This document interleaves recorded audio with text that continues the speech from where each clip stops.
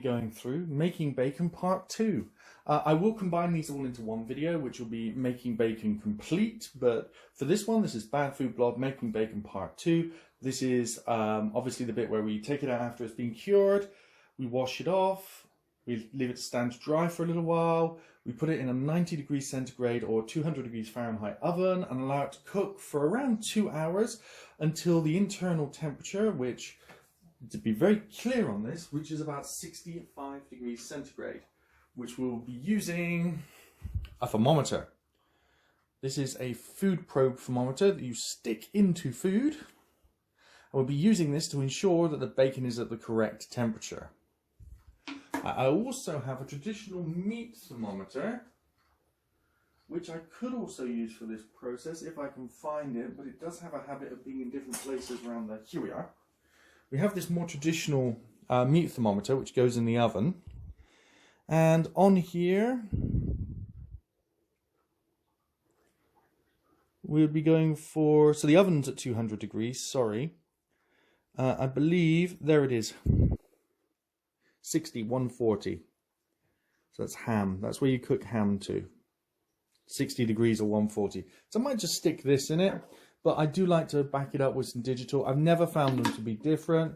This one, because it's essentially an other piece of ovenware, it's a fantastic thing because you can actually just look through the oven window and see what's going on. Absolutely fantastic piece. This one obviously uses a spring, so the heat changes the shape of the metal and the spring turns. This one uses an electronic probe, but you know, at the end of the day, they both look exactly the same at the business end, which is just a piece of metal. One of them uses current induction, the other one uses thermal expansion. Well, I think they both use thermal expansion, but one of them uses as a resistance. But at the end of the day, they're both calibrated, they both work very well. So let's have a look at how the bacon's gone on after 2 weeks in the fridge.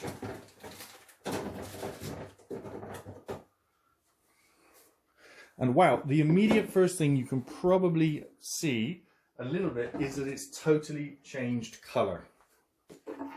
Put these out of the way. It's very important not to stand this up. It's really dangerous if you stand these up. So, the first step is to examine them. We need to rinse both of them off and put them on the baking tray. So let's open them to the air for a bit. As you can see, they've totally changed colour.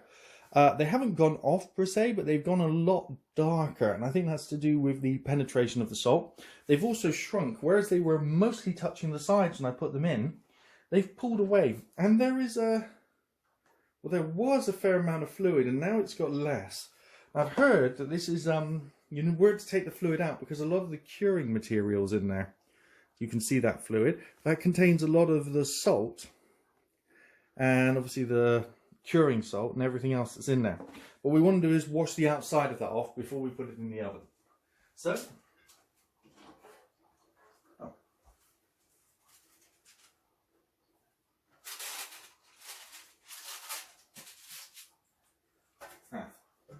just putting some paper in the pan ready. So I have a pan here in which to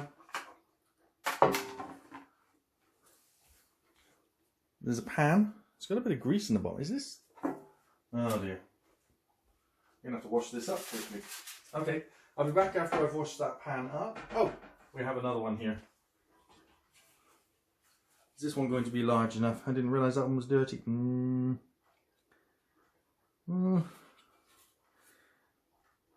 See, this is the thing, right? A pan should always be bigger than you need.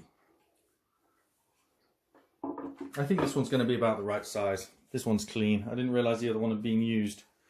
Putting a piece of paper in it and all of a sudden it's stuck to it.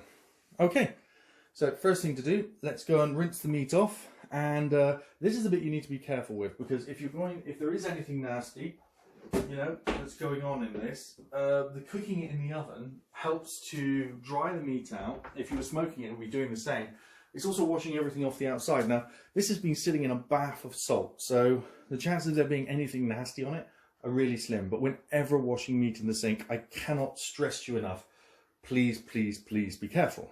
Now, I'm going to move the camera over there and show you the washing process, which, if you haven't seen anyone wash a piece of meat, it's fairly mundane, but let's go for it anyway. So, here we go, and Smells like bacon. 60 degrees centigrade, and some recipes call for 60, some call for 66. I think I'm going to leave it till the 66, but it smells and looks a lot like bacon. Smelling really good. So let's leave it for another 10 minutes and see how it gets on. Yum yum yum, it's ready. There we go, just between the 65 and 66. This one appears to be warmer than that one, so I'll take them out and probe them a few times. Yum yum yum, ready, ready, ready. Oops. Okay, here we go. Here is the now prepared bacon.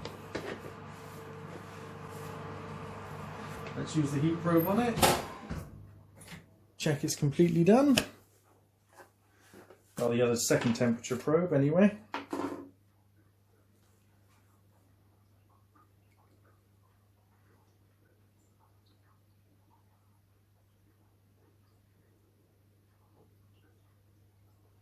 Over 60 degrees centigrade, coming up for 63, 67, 68, 66, 64. Okay, good, we're good. Everything's over 60, which is the general aim of trying to get it to 66. And I'm going to wash that up properly later. Right. Remember, this temperature sensor is over 60 degrees centigrade. Don't want to touch it with my bare hands.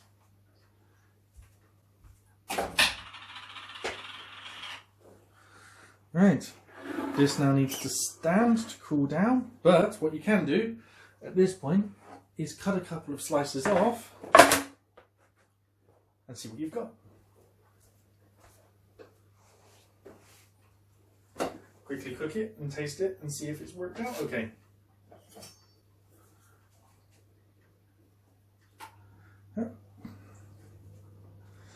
Ooh, definitely smells like bacon and definitely looks like bacon. So let's cut off a couple of slices, put them in the frying pan and see what they turn out like. Oh, it looks like ham. Remembering this is an American bacon recipe, where the bacon is slightly more cooked than English people like to get theirs. And let's take that to the frying pan and put it in. So now I leave it to fry, and we'll have a look at it once it's started to warm up. Well, the recipe I've used appears to have come out more like a ham than a bacon. I mean, they're definitely bacon portions, and whereas obviously heating them up to this temperature has made them sort of cooked all the way through, it would appear, which I'm not disappointed with, and it smells like bacon when it's cooking. Leave this to cool down and then place it in the refrigerator and then possibly a lot of it into the freezer. I basically made myself 2 kilos of ham by the looks of it, which I'm pretty sure its dry weight now will be less than that of ham. But yeah, it's really nice. It's cooking at the moment. And as soon as it's done cooking,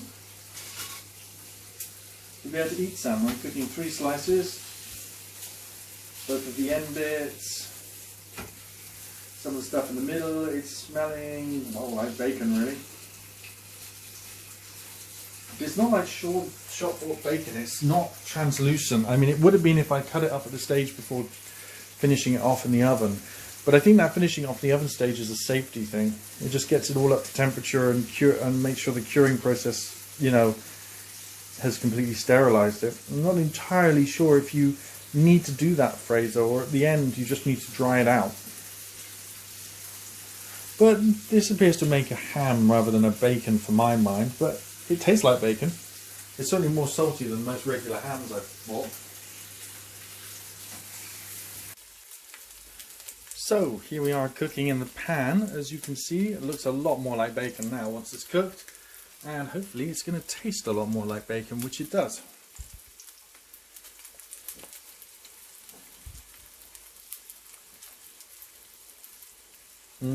Smell coming off it, definitely bacon.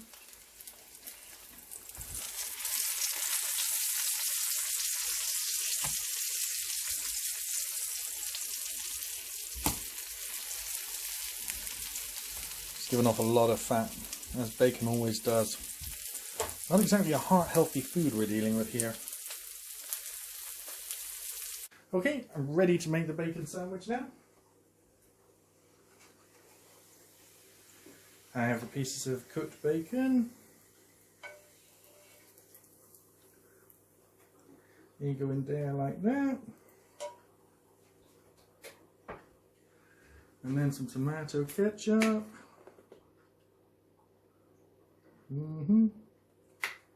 Oops, probably a tiny bit more. It's quite a lot of bacon. And then my really unevenly cut slice on the top. Yummy! And let's see what that tastes like. Oh, it's hopefully like a bacon sandwich.